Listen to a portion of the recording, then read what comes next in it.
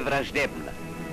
Днес от Москва се завръща нашата правителствена делегация, начело с министър-председателя Георги Димитров.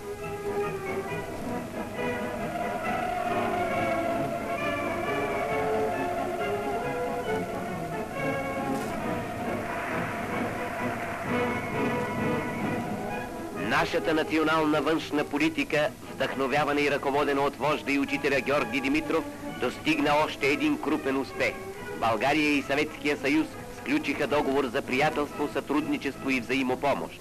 Вековните исторически връзки между двете страни, дълбоко внедрената в душите ни любов към нашия два пъти освободител и могъщ покровител, вечната и нерушима дружба между българския и съветския народи са тържествено скрепени и утвърдени.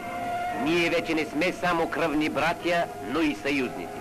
Ликува столицата, ликува цялата страна. Настъпва нов подем на взаимно подпомагане, обич и привързаност. Привързаност между освободени и освободители.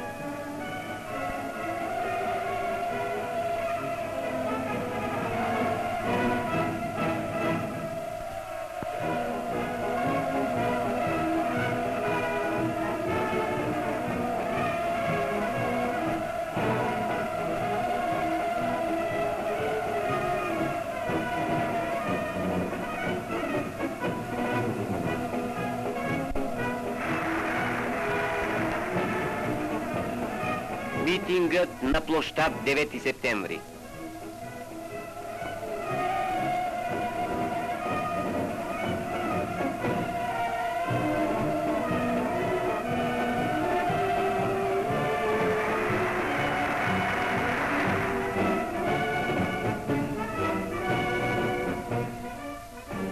Съветският съюз, който най-последователно и решително се бори за траен и демократичен мир, каза министър-председателя Георги Димитров, не би сключил такъв договор за приятелство, сътрудничество и взаимна помощ с една малка държава като нашата, ако не е уверен, че тази малка държава стои здраво на своите нозе, че нейният народ е взел здраво съдбата си в своите собствени ръце и че този народ е готов искрено и последователно до край да бъде верен другар и съюзник. В лицето на Москва и на Съветския съюз ние имаме не само освободители в миналото, но и верни другари, които искрено и безкористно помагат на нашите народни усилия за изграждане на щастието и доброто бъдеще на нашата страна.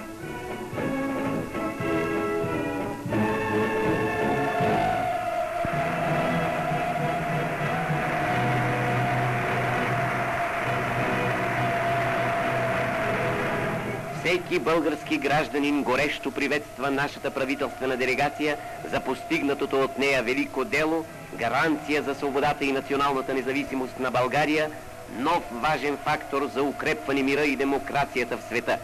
Българо-съветския договор поставя основите на едно разширено в непознати досега размери всестранно сътрудничество между могъщия Съветски съюз и нашата млада народна република.